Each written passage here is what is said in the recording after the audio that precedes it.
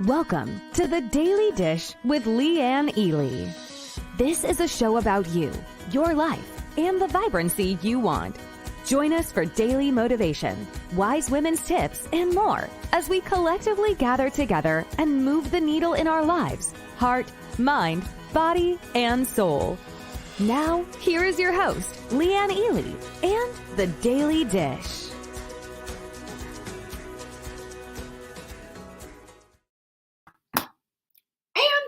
The Daily Dish.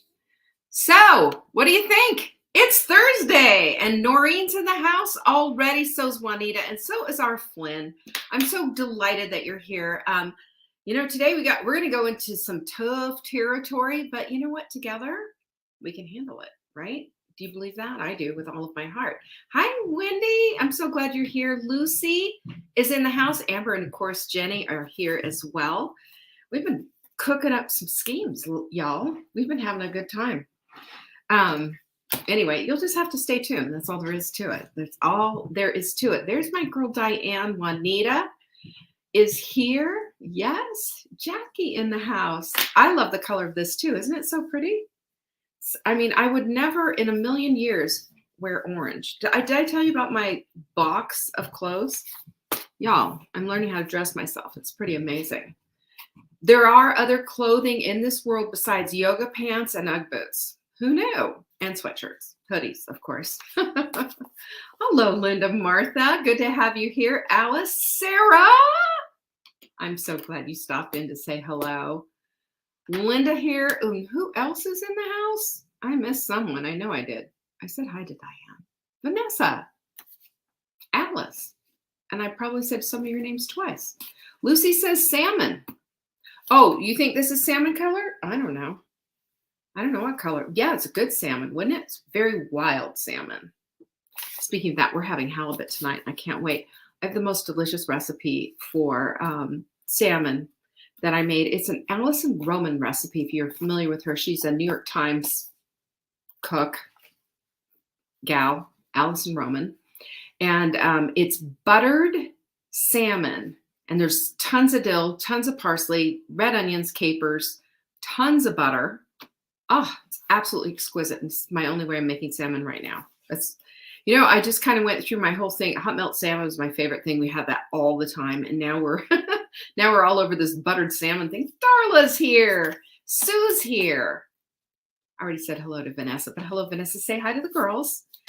Look at this. Here you go. Long-term consistency beats short-term intensity. That is the truth, folks. The truth, the truth. You know this, right? Haven't we all felt this way? I mean, we're in it, we burn out, and then we just drop it like a hot potato. I'll tell you what, as the, shall we say, the purveyor of all things hot melt, I see a lot of people come and go. I do. And they come in and they're all excited, and then all of a sudden they leave. It gets a little sketchy. But I want you to not be that person. I want you to be the person who's here for the long game. Amen? Pinkies up. The long game is how we get things done in our lives and how we actually get to the place of the discomfort of having to make these changes into that becomes our identity. And that is the key right there. That is the massive key. And we're going to talk about that more as we go on.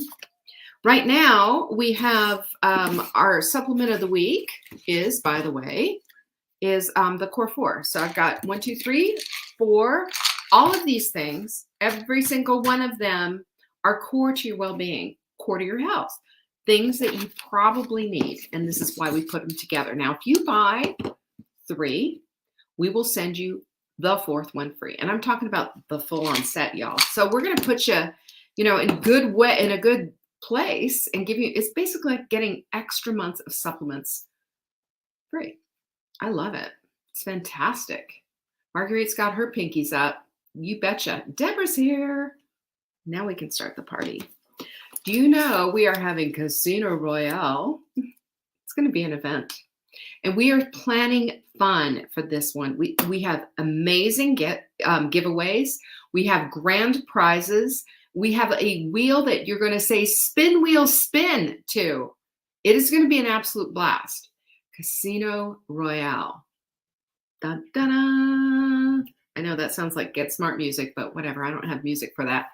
Check it out. Save those dates, May 3rd and 4th, 1 o'clock on both days, just like we do here. And in the evening, that's when we put on our dress up clothes. Of course, we're going to dress up. Are you kidding me? This is going to be amazing. Go to savingdinner.com/casino to go grab your reservation for the evening ones, especially because otherwise you won't get in, right? You know how that works. Hello, Jane. I'm glad you're here. We start on Monday for our Be Strong, Get Strong challenge. Come on down. Don't you want to get strong? Don't you want to get stronger as you get older? Traditionally, if we just let aging do its thing, it would just be just a downward slide, but we're fighting it every step of the way. It's less about how you look and more about how you feel. Amen. I just want you to feel good. I want you to feel good in your own skin. Jeanette, Doris, and Carla, all here. How do you like that? Thank you for showing up. Today is, what's the name? What's today, Jenny? I don't remember. Jenny will type it in what today is. We have a special deal for you today because it's in honor of the day. And the day is, I'll tell you in a minute. But we are going to give you Random Acts of Kindness Day. We have a random act of kindness. For anything that you order today, we are going to give you our Dinner Diva Day Spa. Basically, this is a whole bunch of self-care recipes with bath bombs and all kinds of fun stuff in there with just some easy stuff that you get from the drugstore. You'll save a fortune too. We're going to give them to you. So check it out. Go to savingdinner.com.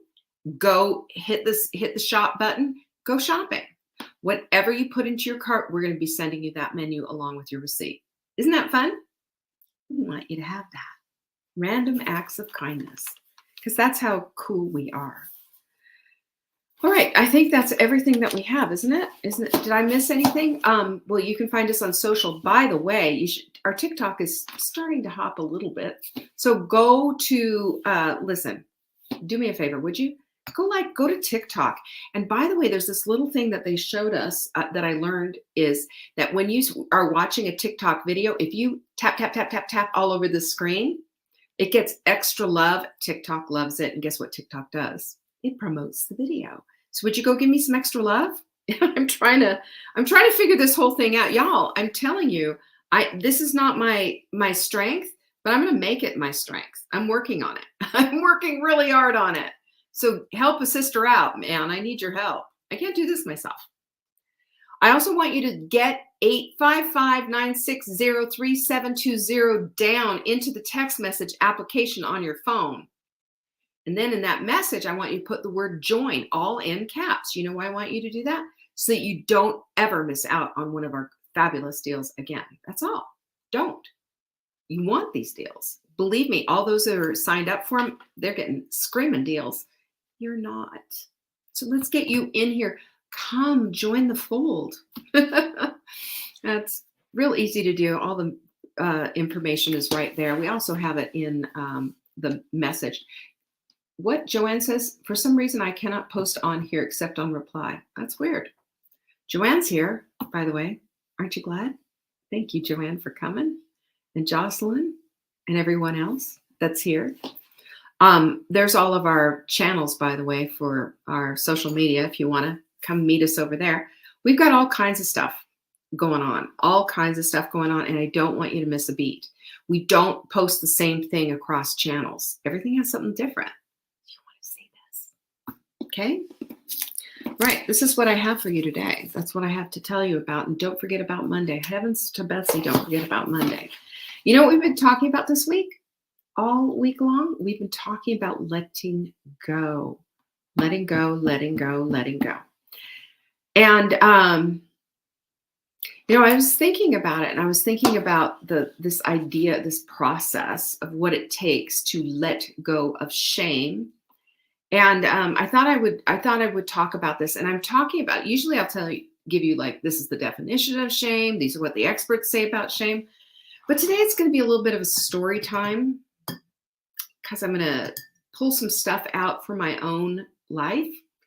And the only reason I'm doing this is not so that you can say, oh my gosh, or feel sorry for me or any of that stuff. I'm doing that because I want you to understand that shame is a thing that most of us have had to get through or we're still living with and don't even probably realize. And I have a perspective on shame because I made an actual decision like that's enough. And that's why I want to share that with you. Now, of course, I would recommend anything Brene Brown has written because her stuff about shame, watch her TED Talk, watch anything on YouTube that you can about from Brene Brown on shame. It's brilliant. It's brilliant. And it really gives us a fabulous perspective of how it is that we need, why it is that we need to leave shame behind. But I'm going to say that letting go of shame is one of those things that takes a lot of doing. And that I recognize in my life, I recognize as I look back in my life that so much of my life was spent foundationally living my life on the fear factor of shame, because shame is real fear-filled as well. And shame had everything to do with everything that I did. And as I got older, my childhood was based on shame. I did not want anyone to know that my dad was not that guy who stayed home and did family stuff. He went off to bars and, did his thing.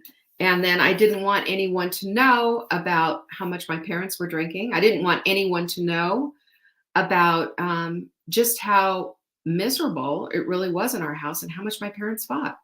Lips were sealed. You don't want that out. We grew, maybe that was part of the era that I grew up in. I don't know. It just was this thing that you just didn't talk about these things. No one did. As far as I knew, I looked at the whole world. My childhood perspective was looking at the world, and everybody's families were great except mine. Mine was just a complete mess. And I know that's completely not true, but that's how I felt, and that's how I look back. And it was just shame and more shame, and then shame about that, and just keep it all quiet. And a lot of times I felt like, do you remember that little story about the kid?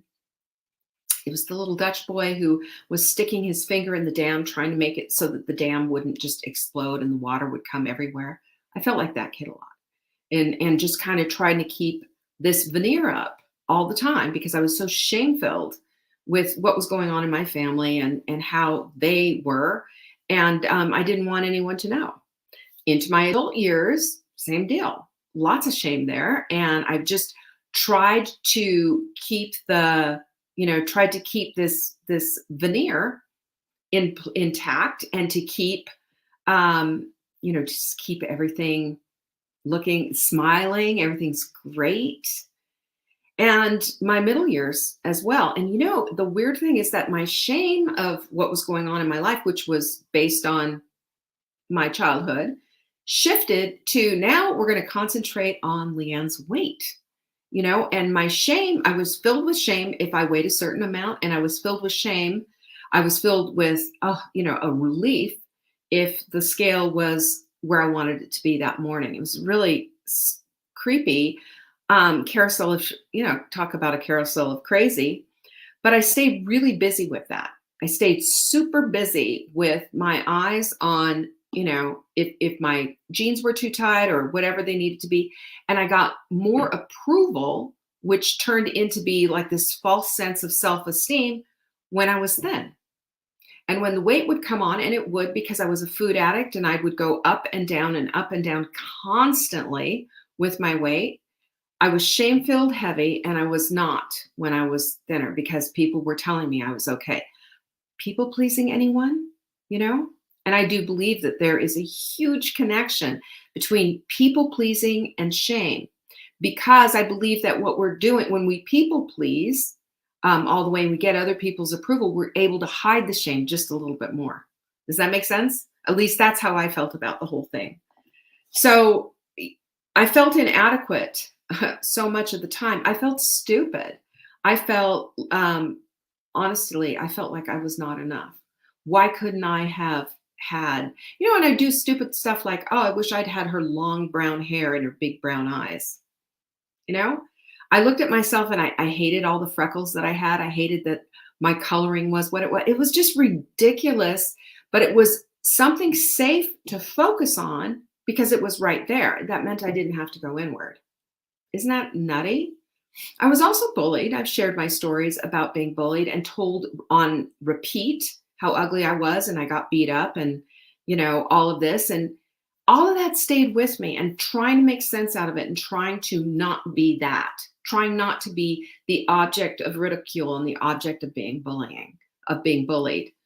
But I felt that was the only power that I felt like I had in my life was shame, really.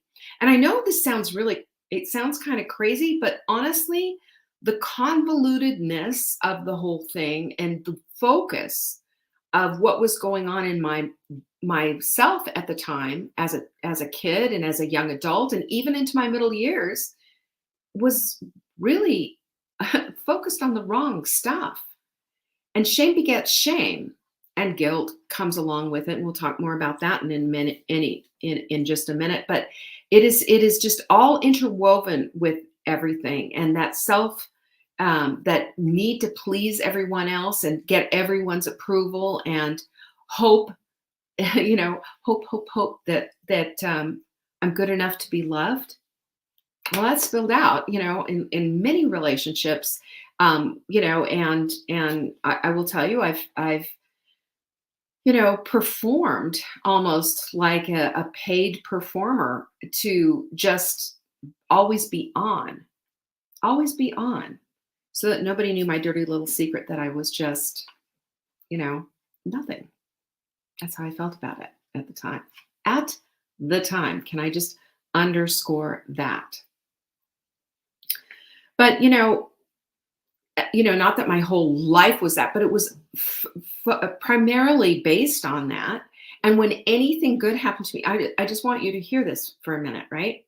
When anything good happened to me, I always just brushed it off as I got lucky.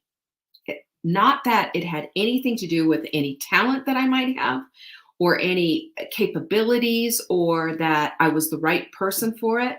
Oh, I just got lucky. I remember when I auditioned for a radio show in Southern California. I was living in North Carolina and auditioned for a radio show in Southern California and got it there were a few applicants, y'all, hundreds. And I got the show. I got it. I got lucky is how I looked at it. I was in my 40s, just saying. I thought about that too, as, when we got the New York Times best-selling book, and I said, oh, it's all Marla. It's not me. I gave it all to Marla. It's because of Marla, not me. I never, ever really accepted myself that I might have had something to do with it. I might have been a contributor to my success. It was just that I got lucky because I had this inability to not see past all this stuff because I never understood that my life was based on living this shame-filled life. I'm dead serious about it. So looking back, things started to change as I look back on my younger years, as I look back and on everything that I did and how things started to change. I recognize now that what happened, all these things that happened, was just a setup for me for the next thing and the next thing and the next thing, so that I would be called for such a time as this to really live out my mission and my purpose.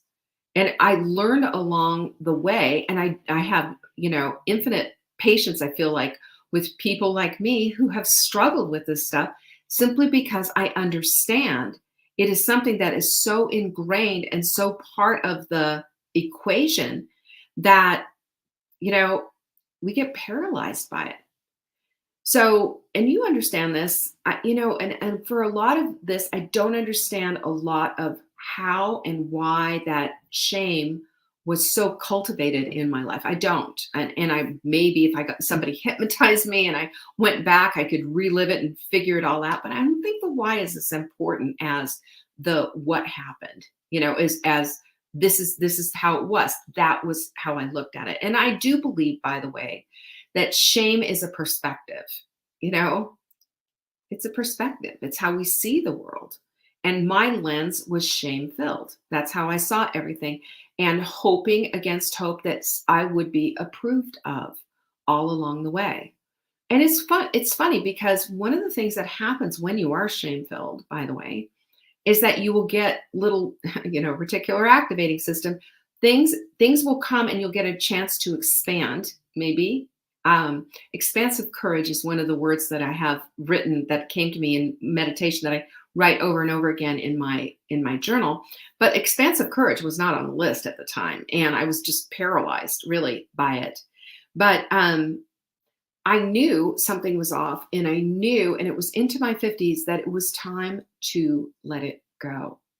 Attached to the shame was a lot of abandonment issues. Attached to the shame was a lot of, am I good enough? Am I enough? Can I do this? A lot of garbage that I really had to mine through. But when I say too, please understand, when I made a decision, I'm not just saying, oh yeah, that's it. Take the Band-Aid off, rip, and it was a done deal. I will just say that I recognized that that shame was really only a perspective, and it is not the truth of who I was, because it doesn't line up with my belief, my deep, deep belief that I've been called by God for purpose and by purpose, on purpose and for purpose. If I'm called on purpose by God himself, then how does the shame stuff fit in? Because that's not from him, that's not from him. So, and I will say that it's a process, and it's still a process, because every once in a while something shame-filled does rise up, and here I go, here's how it works. But I'm going to run through, there's 3 things that have helped me. I'm going to run through those in a minute. But first of all, I really think that I need to say a couple of things. And one is that shame is a perspective. I want you to write that down and just think about that and think on that one and meditate on that a little bit and say, how is my perspective colored by shame? How is it colored by shame? And what does that look like in my life? And is this something that truly is just a perspective and it's not the truth? That's a good thing to ask yourself, because I believe that it can't be the truth. Not if you've been called, not if you're here, fearfully and wonderfully made. That doesn't all line up, does it? It's just completely out of bounds. So it's our sense of self that somehow or another we have picked this up along the way. We picked this up along the way. How? Well, maybe starting as a child. Sure. Lots of childhood trauma. Anyone trauma-less? Anyone? Now we read horrific stories. I read another awful story. I don't know why I read these things, but I read an awful story about a little kid who was, living for 2 years under a stairwell. Why are people so horrible? I don't understand that. But you might want to say that kid's got a sense of, he's got a lot of trauma he's going to have to work out. Now that he's been rescued, a lot of trauma that he's going to have to work out. I also believe that, in our childhoods, I believe that broken people, mainly our parents, with their brokenness, that's all they know. And they pass that to us. And that sense of shame, we teach it, and I wonder how much shame have I passed to my kids without knowing? But I really believe that there's a lot of it there. I believe that some religions are really good at the shame thing. There's a lot of guilt. You'll hear people like making jokes, haha, Catholic guilt or whatever. But hello, there's shame. There's shame there. There's a lot of shaming in religion. A lot of shaming, and we started in the garden. When Eve realized she was naked and she was ashamed. So there's a lot of shame stuff that has come via religion into our lives that, you can choose to take on if you want to or not. So I had to deal with some of that. Also, bullying. Bullying puts a sense of shame in there because the bully is picking on someone. And why are they picking on you? Why are they saying you are the one that deserves to be picked on? You are the one that deserves to be taken down. You're the one that we're going to slam against the lockers in the locker room and threaten. You're the one that we're going to attack on the way home, from the bus stop and rip up your, legs pantyhose, my coffee colored legs pantyhose that I saved up for, right? You're the one. But here's the deal. Researchers have linked shame to so much depression and different kinds of depression. There's 108 studies involving over 22,000 people, and it's confirmed that with a lot of shame comes a lot of depression. The two go hand in hand. Well, duh, right? But at least they did this. The other thing that they found too is that oftentimes guilt and shame are very much linked. But the interesting thing is, and this to me is the freedom grabber here, with guilt is often connected with an action that's been done. You did something, and then shame is just that how the lens with which you see yourself. So a good example of this, let me give you an example. Let's say you go to work late, you're getting into work late. You just couldn't get your act together in the morning or whatever. And it's kind of maybe a usual thing. Couldn't get your act together. You come sliding in. Everybody's waiting because they're trying to get a meeting started. And you're the guy, 5, 10, 20 minutes late, whatever. And the guilt will say, oh man, I feel so bad. I made all my coworkers wait on me and everything. I've really got to get my act together in the morning. I got to do better with this because this is what guilt does. It's based on this action that just happened. Whereas shame will say, I'm such a loser. Why can't I get my act together? I'm a piece of dirt. You see the difference? That's what shame does. Shame assigns not just the blame, but it assigns something to you that you're not. It says that you're terrible. It says that you're awful. It says that you have no worth. Whereas guilt is looking at something that maybe you did. There's a big, big difference. So, we have ways to deal with guilt more than we have ways to deal with shame. Anybody ever do confession at church? I'll tell you, I loved confession. I did. It was free therapy. I did not grow up Catholic, by the way. I grew up nothing, but I became an Episcopalian and was baptized and confirmed in the Episcopal Church back in the 90s, 80s, back in the 80s. So shame has staying power, by the way. It's got staying power. Anyone here know that shame has staying power? I mean, it does. Our childhood shame just keeps coming in unless we've decided that it's time for it to stop this whole thing and to start questioning everything, including all those negative self-talk things. And so, there's something that we can do to handle guilt, right? We can make reparations. We can apologize. We can try to make it up to that person for being late. Hey, I'm sorry I was late. Can I take you out to lunch today or something? But shame, you can't do anything with you are a loser unless you decide to lose the shame so that you stop saying I am a loser. Does that make sense? But that's a big deal because shame just is a taker over. It's a cancer. And it spreads into other things. It says you're not good enough. It says you're not, just the fact that you're here it's not a good enough reason. And I say that because you're here, that is the reason. And that your purpose is just ready to bubble up. And that because you are fearfully and wonderfully made, that is enough. And that's the plumb line to hold on to. No. All that shame stuff, no. We're going to go back to the place of being fearfully and wonderfully made. So how do we let go of it? Well, there are 3 things based on the research. And I didn't get into any of the Brene Brown stuff before because I've talked about it before. And And this is all based, I think I got this from Scientific American. This is all based on research, is what they found to help, a person lose this notion of shame. You ready? The first one is 3 R's. It's release, replace, and repeat. Okay. First of all, to release shame, we need to be aware. We need to divide it all up. Like, okay, so what's underneath all of this?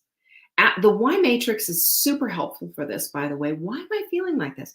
What is it? Why can't I maybe get beyond this? What is up? What's here? And having the guts to dig through it a little bit. This is why I am a big believer in making sure that you meditate every single day and that you journal every single day, because that's how we untangle this mess. Shame is tangled up with guilt. It's tangled up with a lot of other stuff, a lot of negativity, depression, and it's just big old dark hole jumbled mess. So we have to look at this, because a lot of times the negative self-talk that we have, especially the stuff that says, I am a loser, I am this, or I am that, a lot of times that stuff is really shame-based. The negative self-talk is, a lot of it is shame-based. And I say no to that, and that is, it's like, it's a tipping point. We all have tipping points when we just say, you know what, that's enough. And for me, getting rid of my mess at home, when I decided it was time to get rid of it, I just started with one thing. I just started with making my bed every day. I'd heard from the military, this is the thing that I just start with one thing and then move to the next and then move to the next. But this is the same deal. Unless we have the awareness that we can do something and that we have the ability to do something, we don't do anything.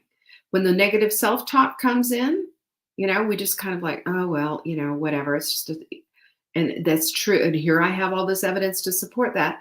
And releasing it, though, means that we have to make this decision that we are done with it and do something about it. Being aware is doing something about it. And then as we do something about it, then number 2 is we replace it.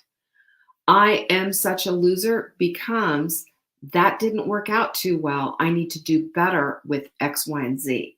You see the difference? Showing up, chronically late all the time is a really, really bad habit. Shouldn't be shame-filled.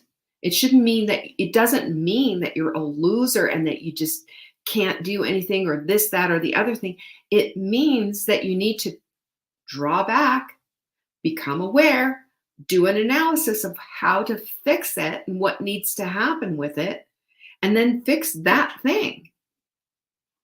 And at the same time, as you're fixing that thing, telling yourself, everyone makes mistakes, and I'm fixing this.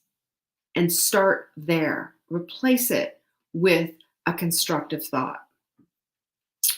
So and I want you to realize this too, as we, we have this flood of shame for whatever reasons, that we all have our shame garbage. Shame is a lie. It is not the truth of who you are. It is a perspective that we've picked up and gathered along the way for whatever reasons. I told you a little bit of my story just to put it into perspective of how it was that I picked up shame and how I allowed shame basically to be my operating system for years, until I finally got to the place of being aware that this is not going to be, I'm not going to have a good life if I allow this to run the show, So I released it and made the release was the decision. I'm not going to do this anymore. What I'm going to do is figure things out as I go. What I'm going to do is do better with certain things that I can, and I'm going to let go of other things that I can't control. That's all I can do. And recognizing too, in the bigger picture, that I'm here on purpose and for purpose, fearfully and wonderfully made. And that needs to be said on repeat again and again. Because if that is believed, then the shame stuff can't fit into that equation, can it? No place for it. So the replace part is the secret sauce then to getting rid of shame. And again, we're not just ripping off a Band-Aid here. We're doing some major surgery, so it's going to take a while. And if we're patient and kind and loving to ourselves and understanding of that, we recognize that every once in a while, like a prairie dog, that little head's going to come up and say, you're stupid. I'm stupid. Remember, I told you that story just, from a few weeks ago of when I had the pen in the pocket and it made my bath mats Dalmatians. My white bath mats turned into black 101 Dalmatians. And I said, oh, Leanne, you're so stupid. I said that out loud. I repeat that not because I'm super proud of that moment, because those things raise up every once in a while. We don't completely eradicate something. We become aware, we replace, and we hope that we mostly eradicate things. And that, my friends, is living excellently, not perfectly. Perfect doesn't exist this side of glory. Amen. So we replace it with I'm enough. I'm here on purpose and for purpose. I am enough. And your enoughness needs to be able to fill up the places of where you feel inadequate. Because enough is enough, right? Literally of that stuff. But it's also enough to help to grow the things inside that you want. It is. I promise you it is. And then number 3 is to repeat this whole process, because there is no simple, magical, get rid of this stuff. I wish. But listen, hear me for this though. When we do something and say, oh, that was stupid, it's a short hop from that was stupid to I am stupid. So watch your words. Your words are weighty. They mean something. Every single word means something, every single word. The good book says that we're going to be judged by the words we speak, right? So what about the words we're speaking about ourselves? Are we going to be judged on those? And not that I'm trying to add guilt or anything to your equation. I certainly am not. I'm just merely trying to say that every single word that we speak does carry weight. Every single one that we do. And same with the thoughts that we think. So being the person who controls them and doesn't just allow them to do whatever it is that they want, this is the way that we get to the place of understanding and peace. Because at the end of the day, that's what we're looking for, is just peace within. We don't want to be struggling with all this stuff that we struggle with on the inside. We just need to be a little bit more analytical, I believe, and a whole lot less emotional about some things. Not that there's not a thing wrong with emotion. Emotion's a beautiful thing. And when it's directed in the right fashion, it's great. But if we get wrapped up in this emotional heaviness of shame and depression and guilt and finger pointing and bitterness and anger and all the other garbage that comes with it, we're never going to live a life of vibrancy. It's the complete opposite. So let's stop reinforcing this shame and instead start practicing these 3 R's so that we can truly let go of the shame that maybe has held us captive for years and years and years. I know for me that decision that day, I can almost remember there was a palpable switch in the way I felt about myself. I decided no more. Enough is enough. What about you? You can make that decision today too? I sure hope so. I sure hope so. You are loved. You're fearfully and wonderfully made. You are enough.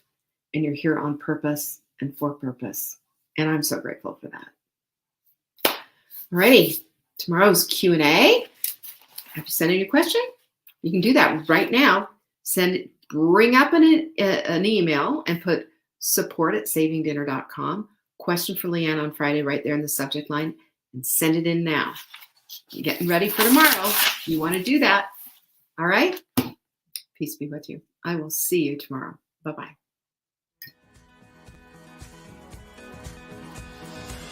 Thanks for watching. Check back for new episodes. If you missed the live show, you can always watch the replay.